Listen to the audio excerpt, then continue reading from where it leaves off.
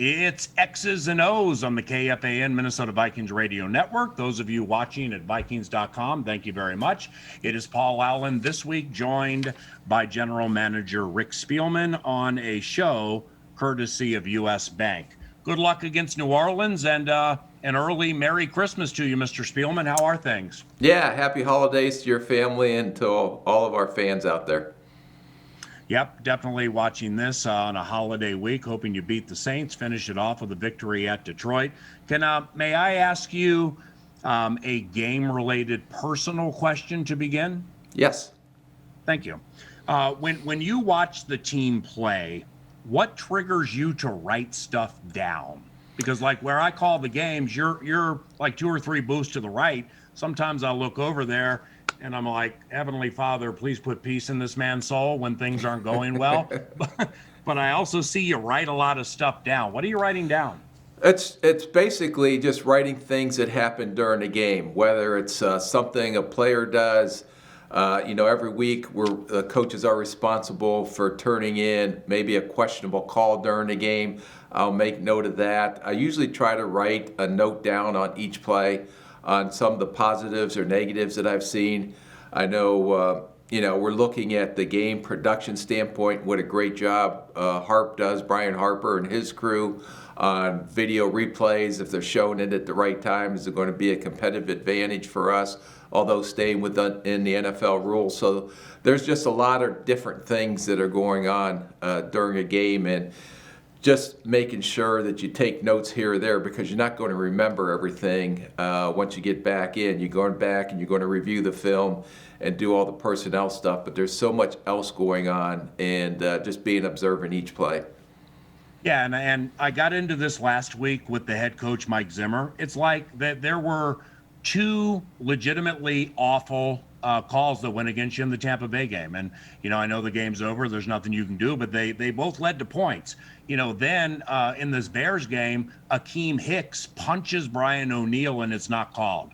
So you guys send in these plays. Like, what comes out of that when you send in plays? Usually we'll get a response back after the league reviews it and tells us if it was a correct or incorrect call, or that should have been called or should not have been called. So the game's over, can't change the game, but at least hopefully, we can answer the question. So if the ownership calls me, yeah, it should have been called this way from the league response, but hopefully the league uses those as they review them with the officials to help the officials grow each week as well. Love that. Rick Spielman, general manager of the Minnesota Vikings, on X's and O's.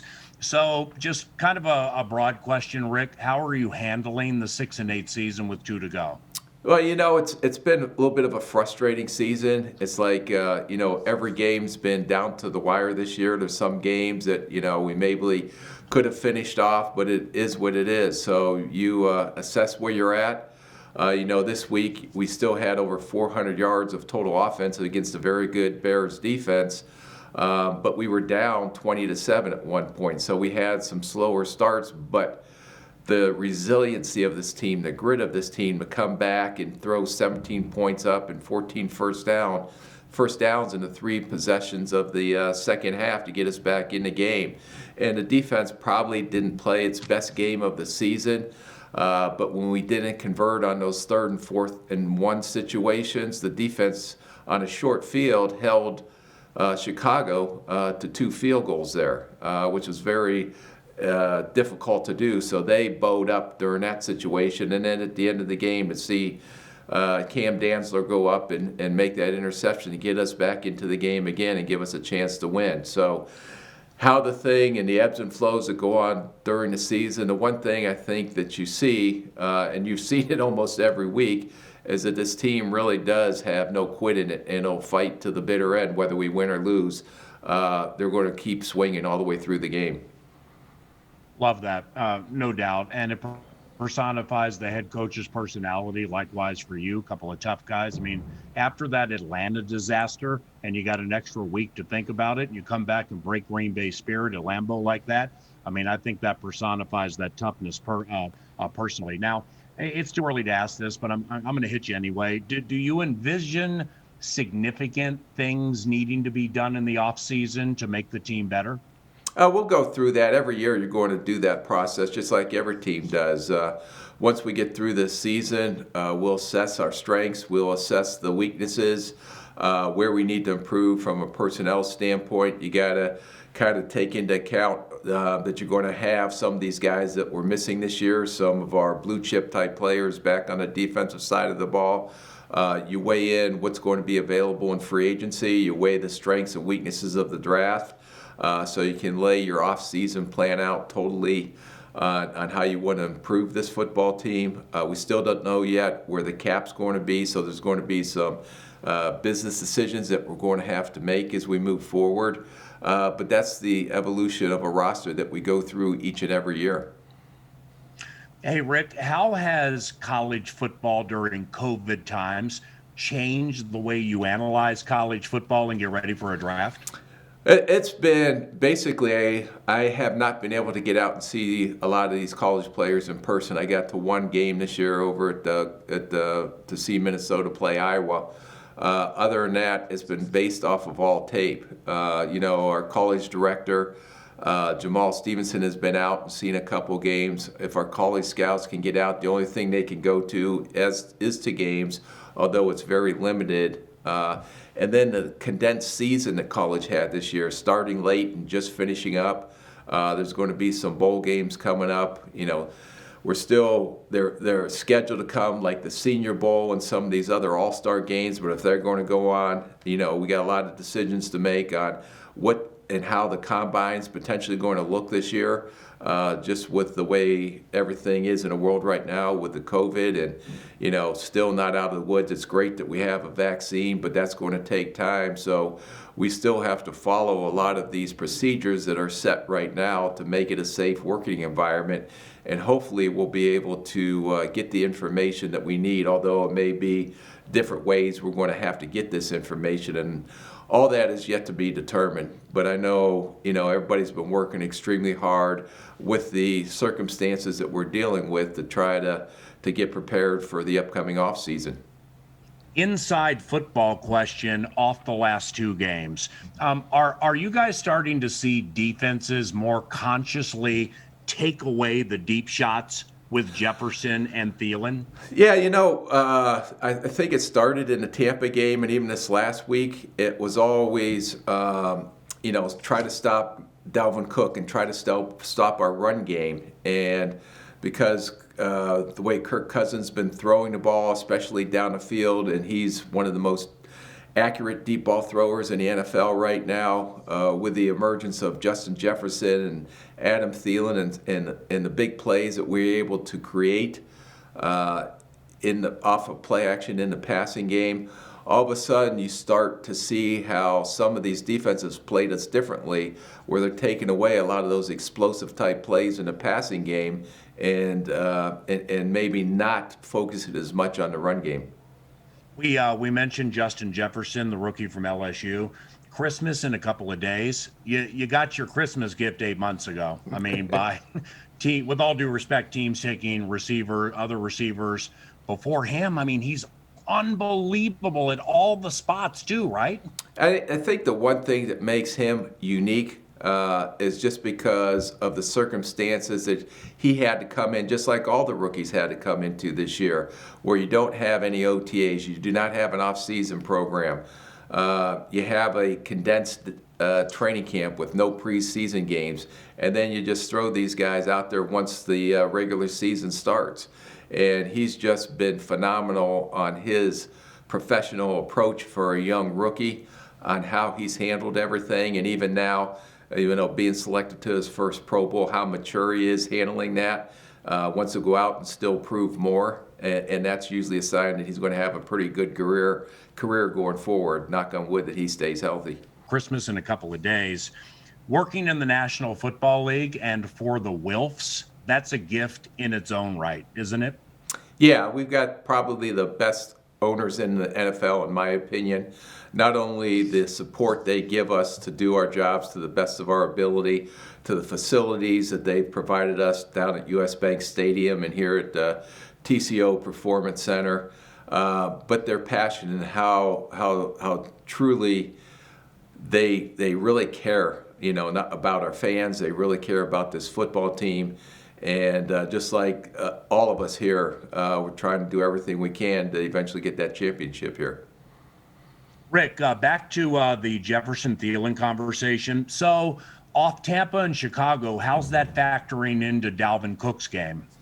Well, Dalvin's played a lot of snaps for us this year, and, he had another 100 and I think 30-some yards last week. But I think, the one thing about Dalvin that people don't appreciate as much, there's a lot of great running backs in the league this year. But Dalvin's ability not only to run the football, but what he does in a passing game sometimes goes overlooked.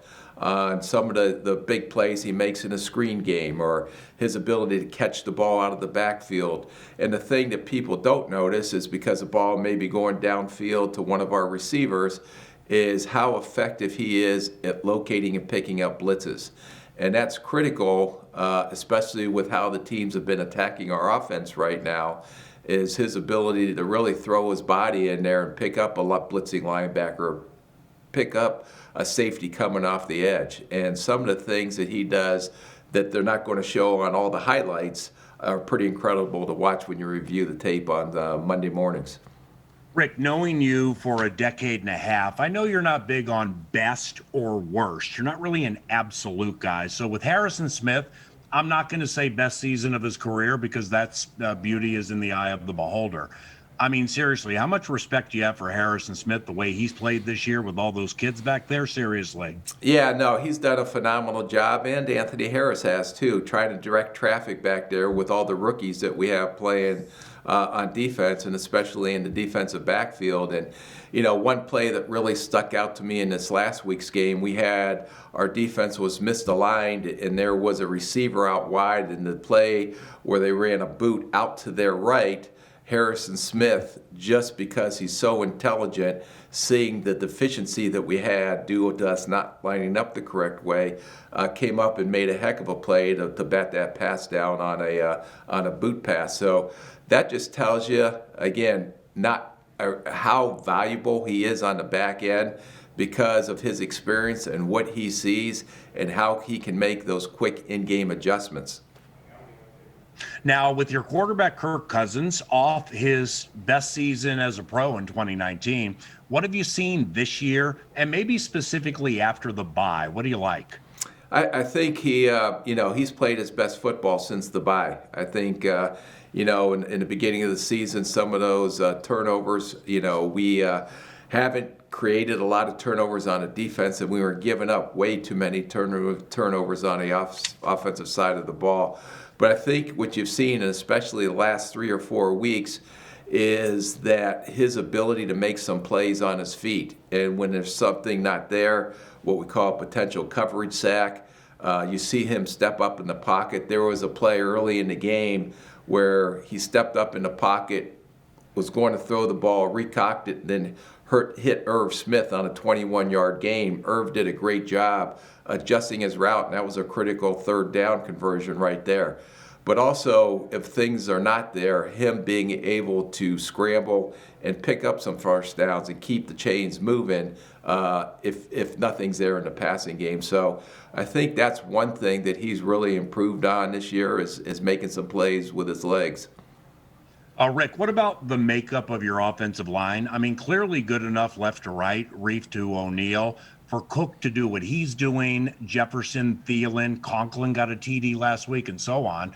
But the makeup of the offensive line, what do you think the next step is? I think we're continuing to evolve up there. We still have a lot of young guys playing, it gets into fitting the scheme that we're trying to run. A lot of this outside zone stuff. I think a lot of these guys, we put a huge emphasis on athleticism up there, being able to work in space. At times when you have to do that gap scheme or come forward, sometimes you see some breakdowns there. But for the most part, this line has continued to evolve. I mean, there's a reason why we're one of the top rushing teams in the league because of how they're run blocking up front. And a lot of it has to do with Dalvin, too. I don't want to take any credit away from him and his unique ability to make plays. But I think with us having a top 5 offense right now, a lot of credit has to go to that line up front. And no one's ever going to be perfect, but they are continuing to evolve. We have a lot of young guys, even since we've got Ezra going right now in at right guard, and his maturity level and how he's slowly getting into rhythm. You and your staff, a great job with the draft, seriously. Jefferson, Gladney, Dantzler, Cleveland, just being the ultimate team guy, no preseason, playing guard. And then you even get to like Josh Metellus. I mean, if you're not going to play a lot at safety, lead the team in special teams tackles, you know? I mean, I think that's big. And that's where a lot of these guys that end up becoming very good players, especially on the defensive side of the ball, start out on special teams. Anthony Harris, before he became a starter, was one of our core special teams players. Eric Wilson, another guy who never had a backup type role, but he was such a good special team player and then you see how he evolved into the type of defensive player he is. So one of the signs that I think tells you that this guy has a chance to be a pretty good player in this league on the offensive or defensive side is their ability and how they adapt and improve on special teams. And I think Metellus is going right down that path as of today. Rick Spielman, general manager for the Minnesota Vikings, on X's and O's on KFAN. Couple of quickies to close here. We mentioned Jeff Gladney, his season. I mean, 9 snaps against Green Bay. In my opinion, a rough game against Indy. But after that, it's just gone that way, hasn't it? Yeah, I think both him and Cam Dantzler continue to improve. And, you know, you look at the evolution of the corners, which is probably the hardest position to adapt at the NFL level, just because the rules are different. The talent is much more significant than they are probably facing at college week in and week out. And we talked about this before in some of the previous shows, you see them playing off their natural ability right now. They don't have to think. They don't have to think if this guy goes in motion, the coverage changing. So now you're starting to see these guys where Cam Dantzler maybe missed a play or two, for example, making a play on a ball in the air, and then you go and see him go up and make 2 interceptions these last 2 weeks. Closing on an in route, and then last week in the back of the end zone, actually high point and go up and getting the ball. So those are all signs that I think these young guys have a chance to continue to grow and to continue to have success for us.